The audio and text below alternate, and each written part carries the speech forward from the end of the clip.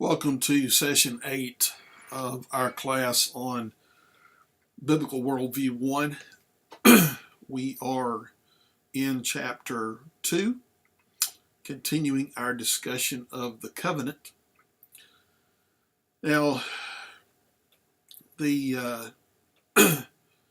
next section there below the map on page 34, I guess it's on. I guess this next the picture that is on page 34 it has the map, and it says the major biblical covenants. There are 4 major biblical covenants, it says, that play central roles in the great account. The Abrahamic covenant, which we have discussed a good bit. The Mosaic covenant, the Davidic covenant, and the New covenant. Now, something that's important about these things is, as we've already said, concerning the Mosaic covenant,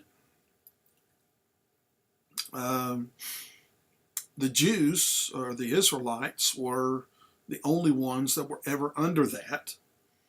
And the New Testament is very clear that the Jews are no longer under that, and have not been since the crucifixion of Christ.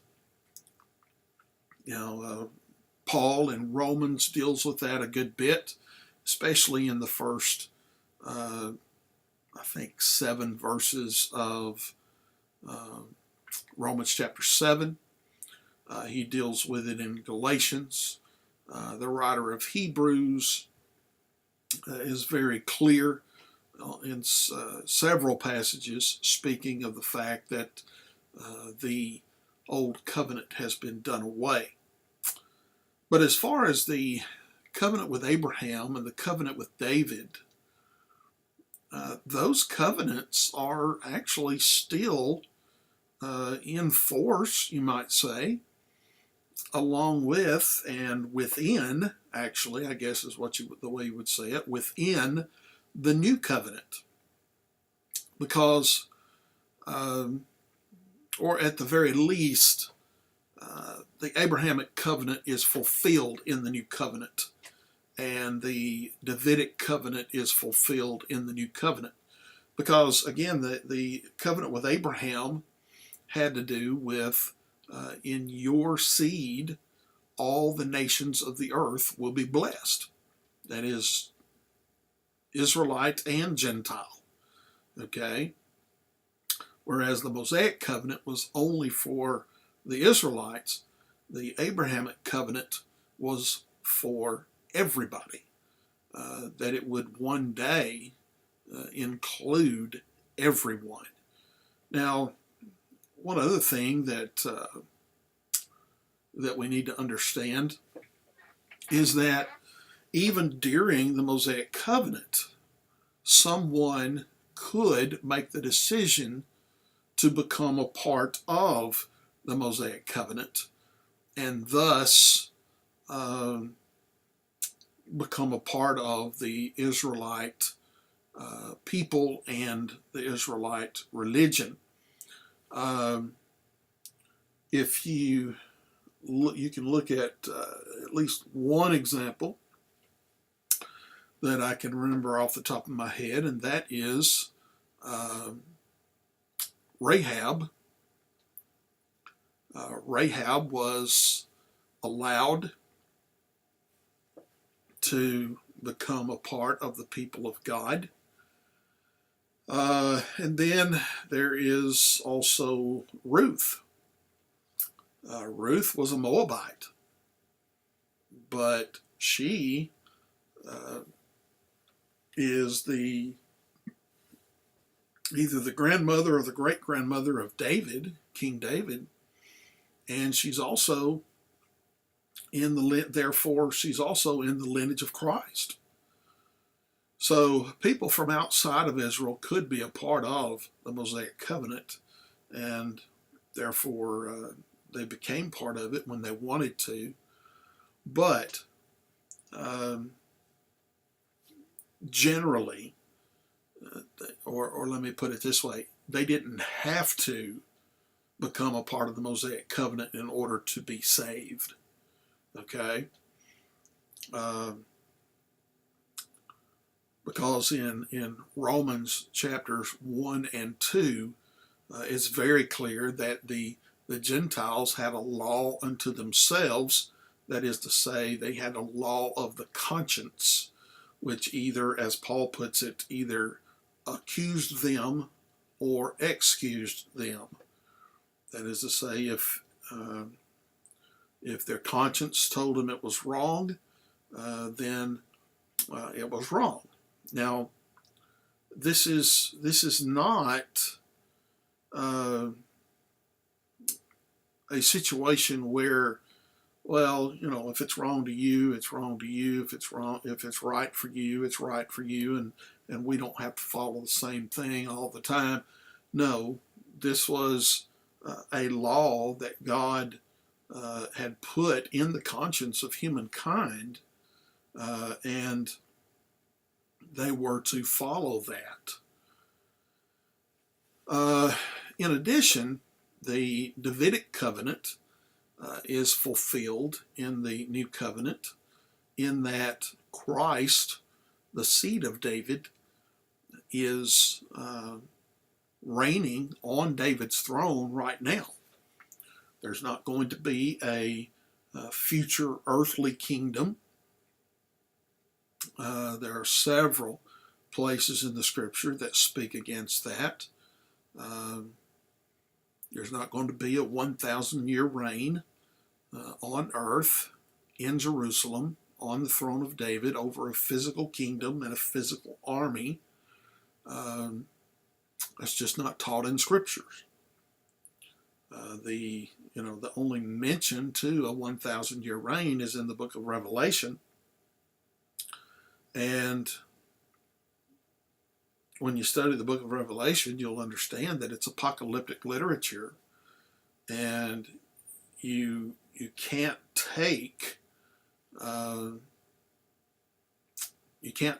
numbers of Revelation literally, simply because it is a highly figurative book, especially once you get past chapter 3. Now, so the Davidic covenant is fulfilled in the new covenant in the form of Jesus Christ himself. But moving on, the covenant continues on page 35 with Isaac, Jacob, who is later named Israel, and Jacob's 12 sons. God finally gives Abraham a son, Isaac, even though Abraham and Sarah decided to try to help God in their own way by Sarah giving her female servant Hagar to Abraham to bear children by her, and that that caused all kinds of problems for Abraham and Sarah, and for Isaac, as well as Hagar and Ishmael, the son that she gave birth to that was Abraham's. All kinds of problems came from that, and the idea is that anytime we step outside of God's plan, then we simply are going to cause problems for ourselves, problems for others, and we are definitely defying God. Well,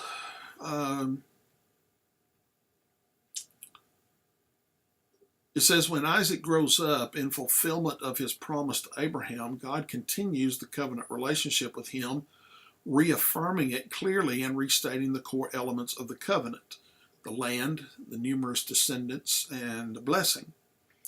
Now, again, we have talked about the land part of it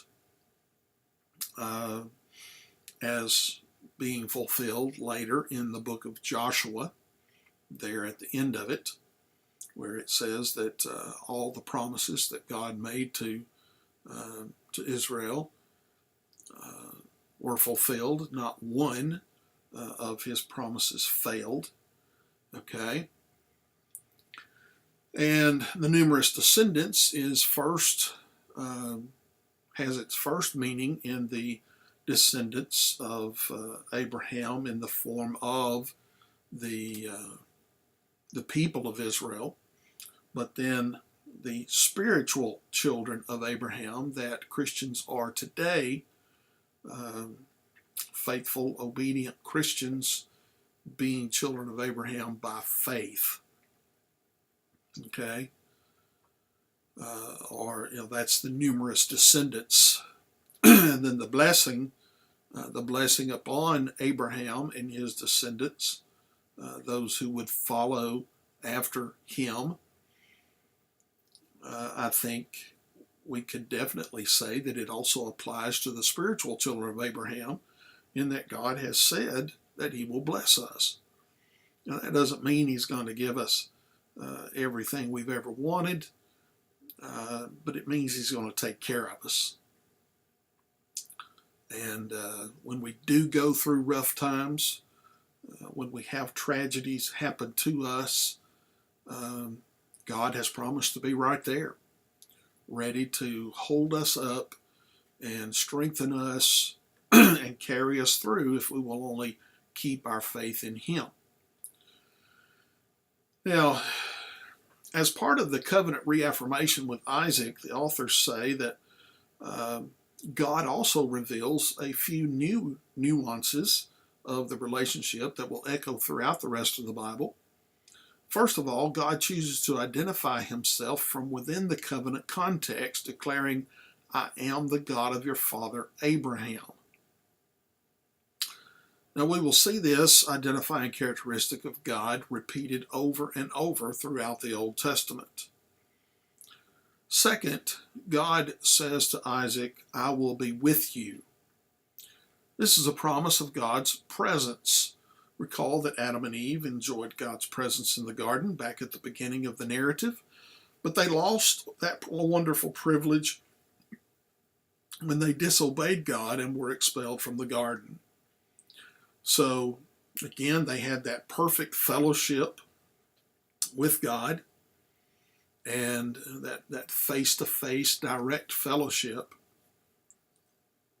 And when they lost that, God already had a plan in place to restore that fellowship.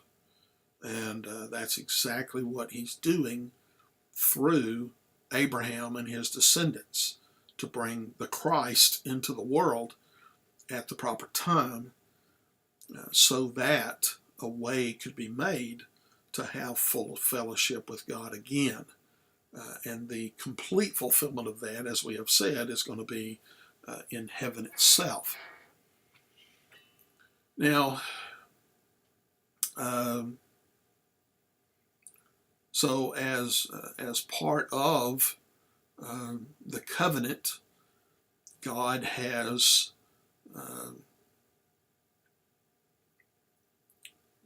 said to Isaac, "Do not be afraid, for I am with you."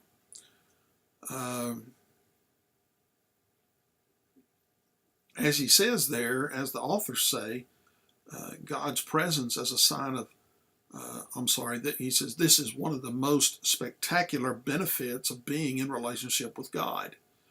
God's presence as a sign of holiness and empowerment within the covenant will continue as a theme throughout the Old Testament and into the New. Indeed, in the New Testament Gospels, Jesus will be identified as Emmanuel, God is with us. Likewise, as the New Testament book of Revelation brings the narrative to its consummating conclusion, the presence of God reemerges as a central theme in Revelation 21, of which we spoke earlier. Now, this idea, or this fact, that Christ would be known as Emmanuel that is God with us, was stated all the way back in the prophets as early as Isaiah. In fact, Isaiah chapter 7 and verse 14, it says that the virgin will conceive and be with child, and you will call his name Emmanuel. So, again, this whole idea of fellowship with God is what all of this is meant to bring about.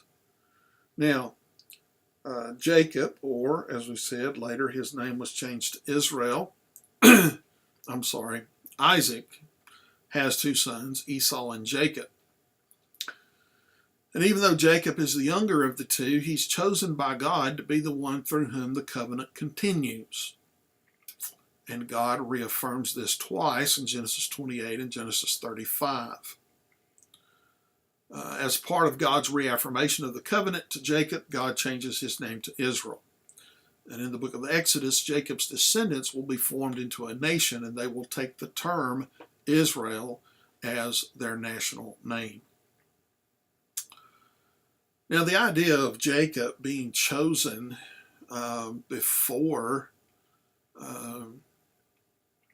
he's even born, before Jacob and Esau are even born, they're twins. It is stated that Jacob will be the one through whom the covenant continues, that he will rule over the older one, Esau, because Esau was born first. This whole idea of God choosing them before they're even born is borne out in the idea that God knew which one was going to be the kind of person that God would want to work through. The fact that even though he had his problems, being a deceiver on several occasions, he eventually came to a very great faith in God, whereas Esau was never one to be a faithful follower of God. And that does not mean that God chose who was going to be good and who was going to be evil, and there's nothing that Esau could have done about it, because that's Calvinism, which is false. But the very idea is that Esau was a free will being, and he did not have to react the way he did in the things that happened to him. He could have remained faithful to God and put his trust in him to obey him and do what he wanted him to do, even though he was not going to be the one who would be chosen to carry on the covenant. But Esau chose to be rebellious. All right. There's a section next on what are called theophanies. And Walter Kaiser Jr. makes this statement about theophanies.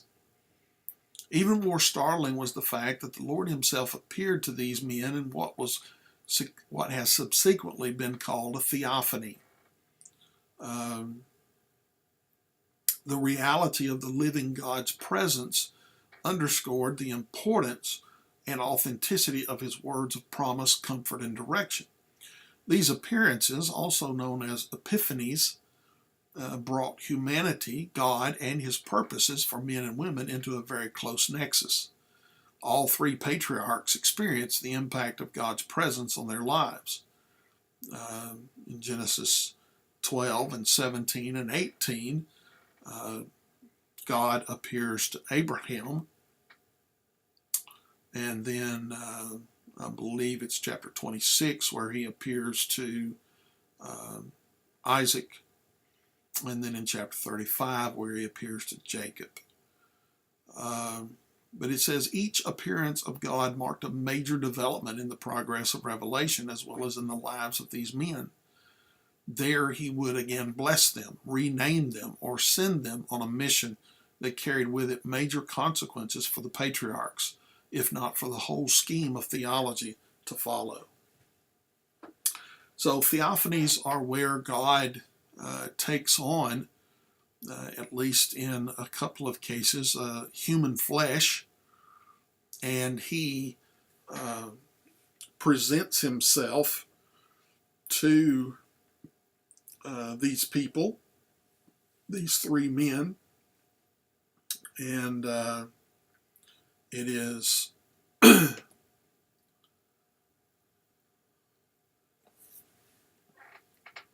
it is in the case of chapter 18, you have God presenting himself to talk about the birth of Isaac that he promises at that point, saying within a year Sarah would give birth. Now, the first promise concerning this was made 25 years earlier. But as we know, as we said earlier, Abraham and Sarah were impatient with God, or thought that God was going to bring about his promise another way. So that's when they brought Hagar into the picture. But chapter 18 is also where God has a conversation with Abraham about Sodom and Gomorrah before he destroys those places. And Abraham asks for God to have leniency to not destroy those cities if there could be found a certain number of righteous people. But even though Abraham gets God down to, I think it was either 5 or 10, there couldn't be found that many people in those cities. So the righteous person that was there, which would be Lot, along with his wife and his daughters, he got them out. And then once they were out of the city before its destruction, even Lot's wife, Lot's wife is killed. It's not that I was doubting Lot's wife being killed. I was doubting whether she was killed before or after the beginning of the destruction. But she was turned to a pillar of salt because she looked back. Now, in chapter 26, this is where God speaks with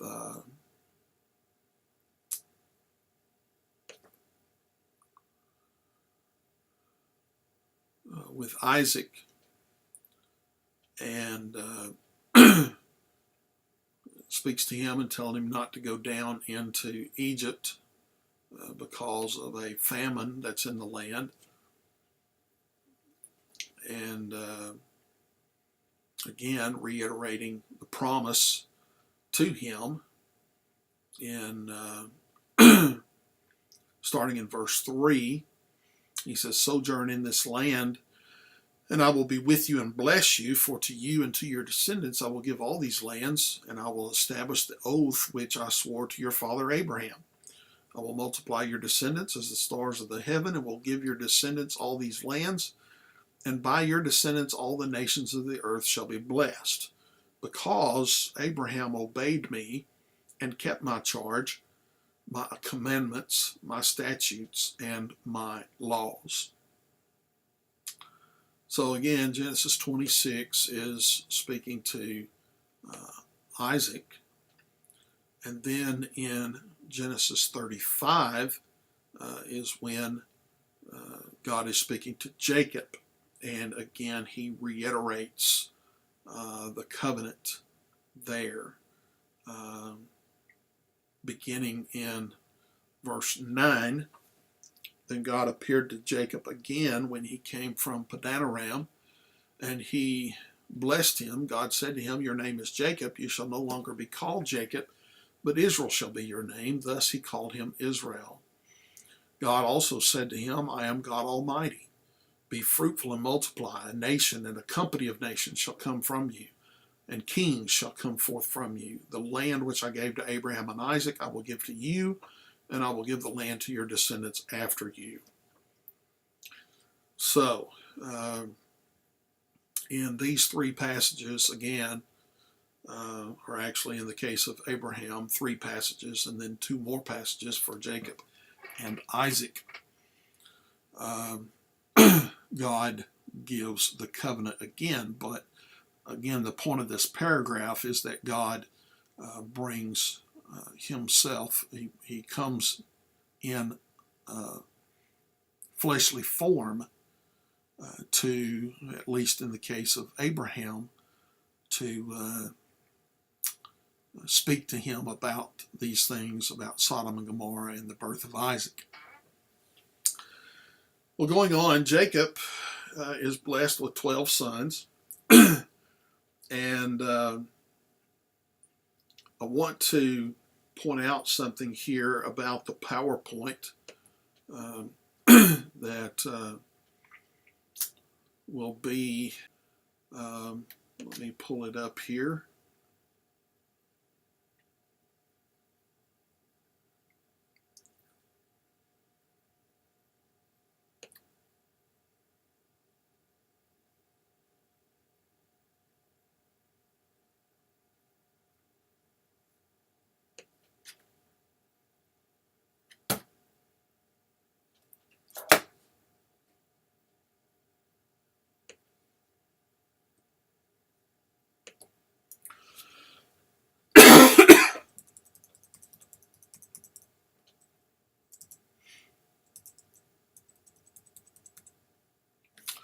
On slide number 15, I have rearranged the names of the 12 sons of Jacob, or the 12 sons of Israel.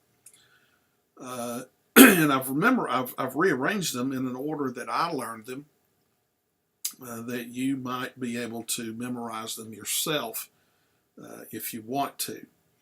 And that is, the way I learned them was with the acrostic girls jazz band, and understanding that the word jazz is pronounced that way, but it stands for JJZ. So the first one, girls, is Gad, Issachar, Reuben, Levi, and Simeon. And then jazz, JJZ, is Joseph, Judah, and Zebulun. And band is Benjamin, Asher, Naphtali, and Dan. So that's just a way to help you memorize those names, just in case they come up on a test. You never know. But these 12 sons are spoken of in the latter part of Genesis. But Joseph kind of comes to the forefront because he is the most beloved son of Israel. And because of his prominence in the eyes of his father, his brothers, with the exception of Benjamin, 10 of his brothers sell him into slavery. And Joseph goes into slavery with to be sold into the house of Potiphar, which was one of Pharaoh's administrative individuals. And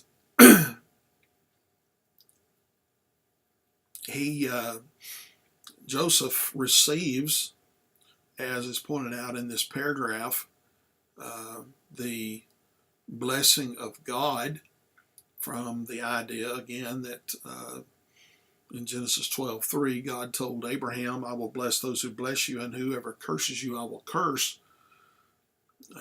Joseph is very much taken care of in Egypt because of his faithfulness to God.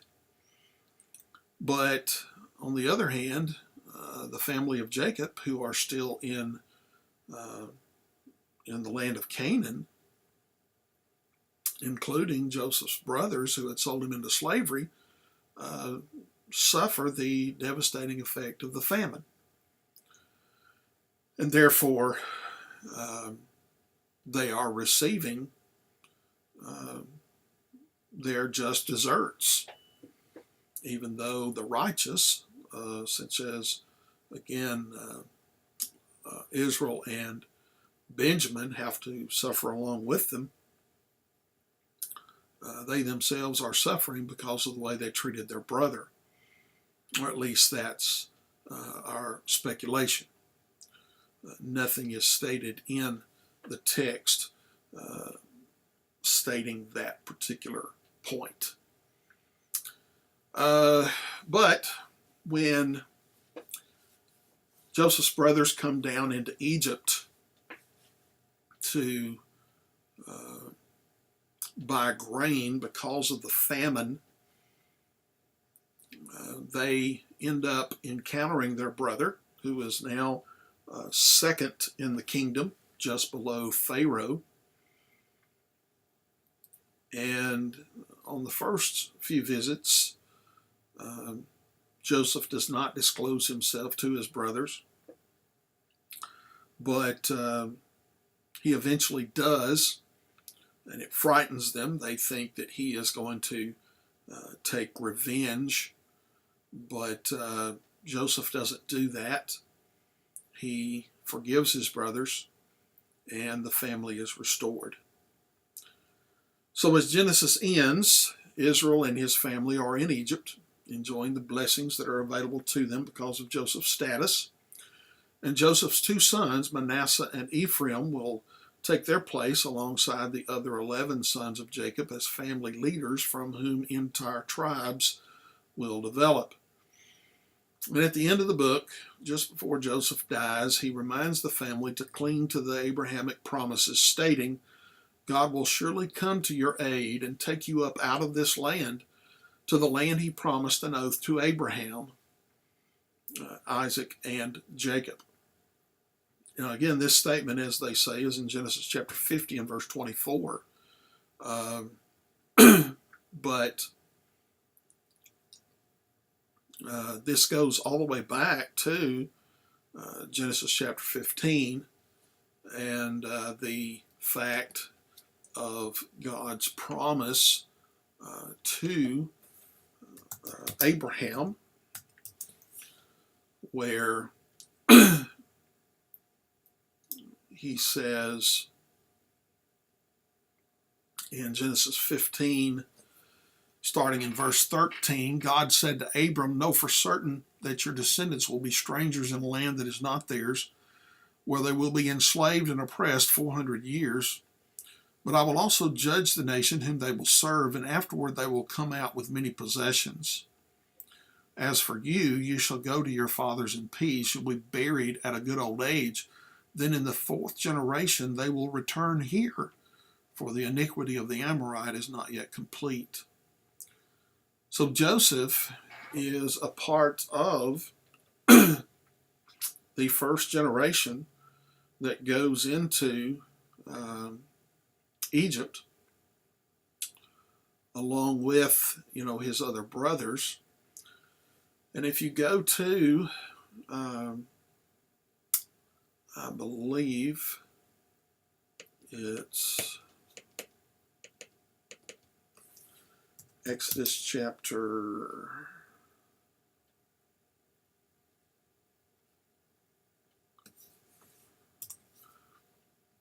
Let me do a quick search here.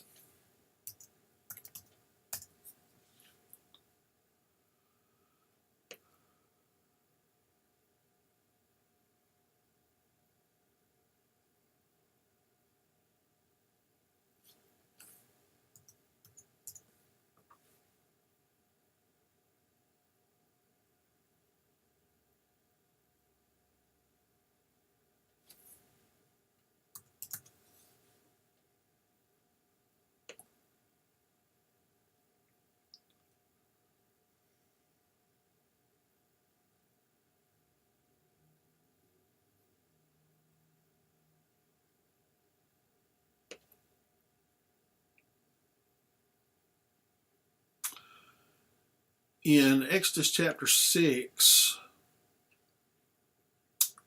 starting with verse 16, it says, "These are the names of the sons of Levi according to their generations: Gershon and Kohath and Merari, and the length of Levi's life was 137 years. The sons of Gershon, Libni and Shimei, according to their families. The sons of Kohath, Amram and Izhar and Hebron and Uzziel, and the length of Kohath's life was 133 years. The sons of Merari, Mali and Mushi, these are the families of the Levites according to their generations. Amram married his father's sister Jochebed, and she bore him Aaron and Moses, and the length of Amram's life was 137 years. So, let's look at this. We started out with Levi, again, along with Joseph and everyone else of the family, going down into Egypt to live there. Levi had a son by the name of Kohath. That's the second generation. And then Kohath had a son by the name of Amram. That's the third generation. And then Amram had a son by the name of Moses. So God said, in the fourth generation, they shall return here. That is, to the land of Canaan. Again, he made that statement in Genesis chapter 15. So Joseph, knowing the history, knowing that God had made that promise, tells his family that when you leave, you take my bones and you take them back to the land of Canaan. Now, if you go to Exodus chapter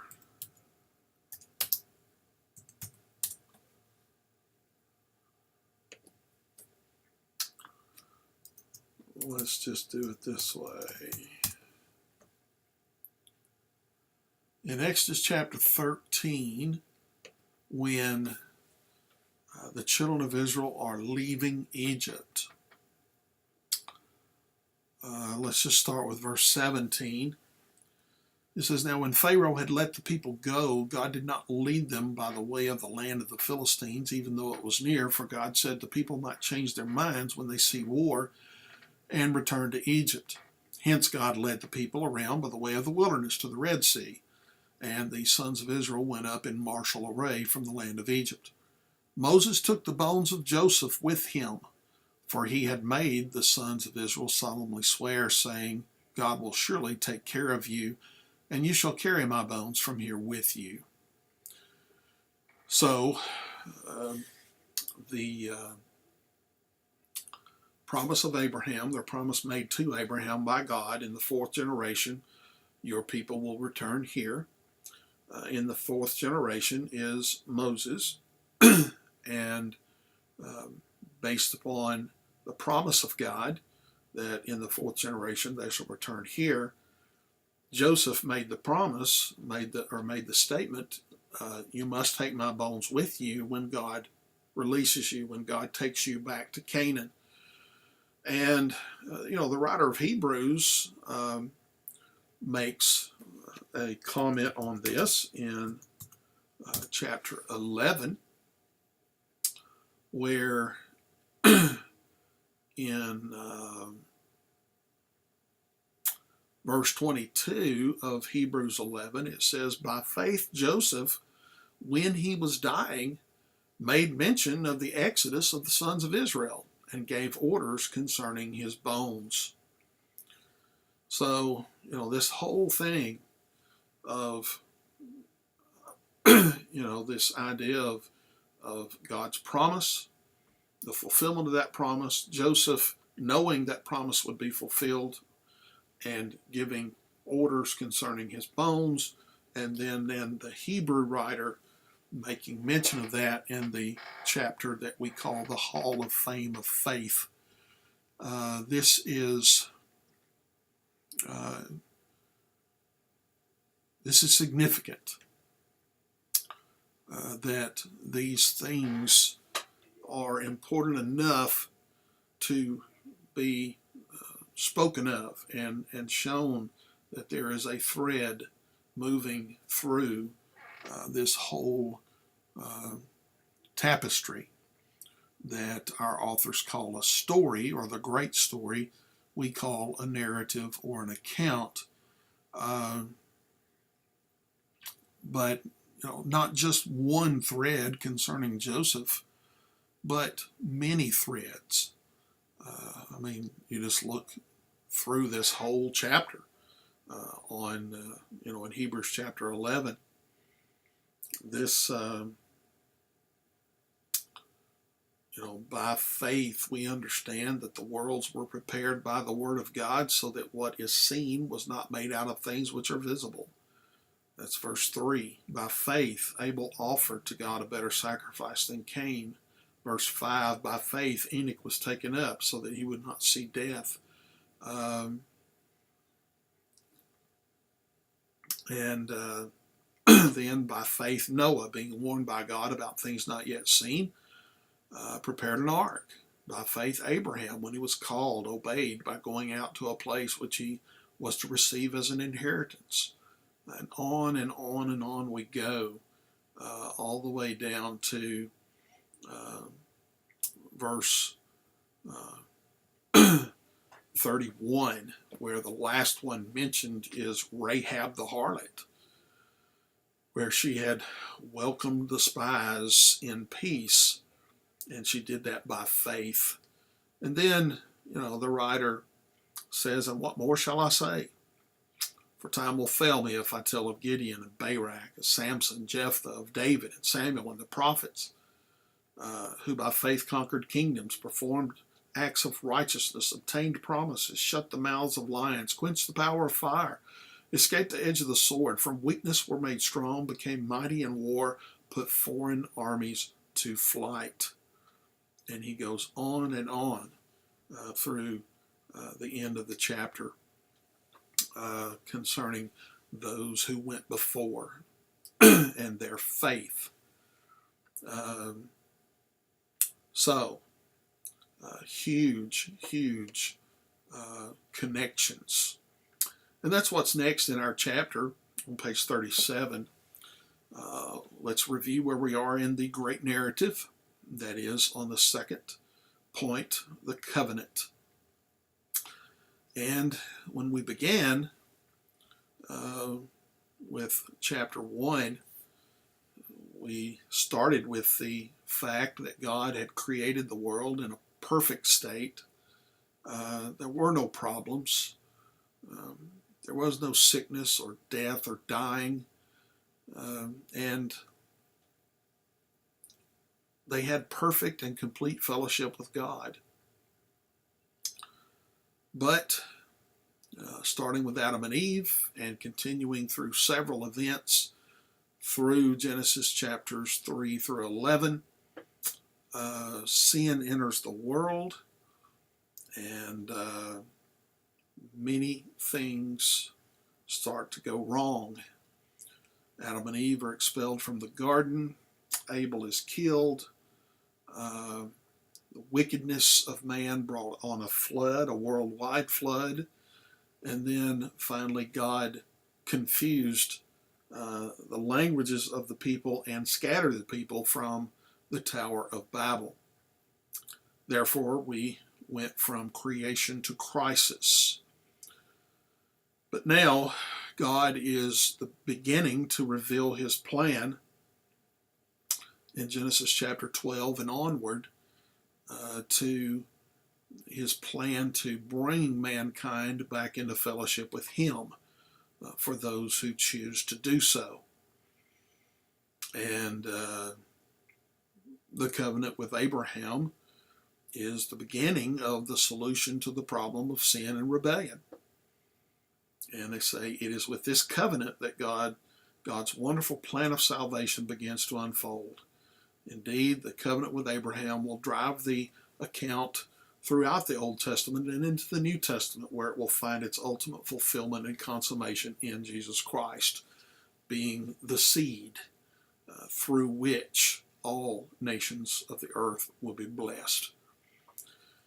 And finally, we have the section on living the story. Where do we stand in all of this? Well, as they point out, we must first remind ourselves of our role in the previous episode, and that is the one of crisis. We are just as much a part of sinful humanity as anyone else because of the choices we have made. We are free will beings, and contrary to what Calvinism teaches about the election of God, that he elects some people to be saved, some people to be lost, and there's nothing anybody can do about it. Well, we can do something about it. We can choose not to do the things that are against God and his will, and we can choose to do the things that are in God's will. But sin is there for us to choose or refuse. But the idea is that at the basis of sin is pride. And the idea becomes, as they point out, when we rebel against God, we are crying defiantly out to him, not your way, but mine. And therefore, when we do that, we become part of the story of sinful man, sinful humanity. And because of our sin, we are out of fellowship with God. But God, in his grace, has approached us with a wonderful promise of salvation and blessing, in which he invites all of us to participate. Now, as we've said before, we cannot work for this blessing or earn it, but we can obey the things that God has told us to do in order to receive salvation. Not earn it, not work for it, but simply meet the conditions that God has placed on his gift. And as we have talked about before, the passage in Genesis 15:6, Abram believed the Lord, and he credited it to him as righteousness. The very idea of that crediting to him as righteousness, as we have said, is fulfilled in Genesis chapter 22, according to the book of James in the New Testament, where it says when he offered, or when he attempted to offer his son Isaac, the statement was fulfilled in that Abram believed the Lord and he credited it to him as righteousness. Now, as he says, or as our authors say, this is a critical juncture for us in the account. For to continue on, we will need to believe and trust in God's promises, and promises that find their fulfillment in Jesus Christ. And those who believe and trust in God's promises, again, will obey God. Embracing God's great promises by faith and obedience will allow us to join the people of God. That is, those to whom God has declared, I am with you. And again, if you want to take part in the memory verses, the one that is given again is Genesis 15:6. And wrapping up, the Abrahamic covenant is God's response to the sin and rebellion seen in Genesis chapters 3 through 11. In that covenant, God makes four basic promises: a promise of land, a promise of many descendants, a promise of blessing on Abraham and through Abraham to the entire world, and a promise of blessings and curses on others, depending on how they relate to Abraham. Much of the plot of the great account revolves around how God acts in human history to bring about the fulfillment of these promises. So again, this brings us to the end of this session. And if you have any questions, please let me know. And if you need any help in any way, let me know that also. Have a great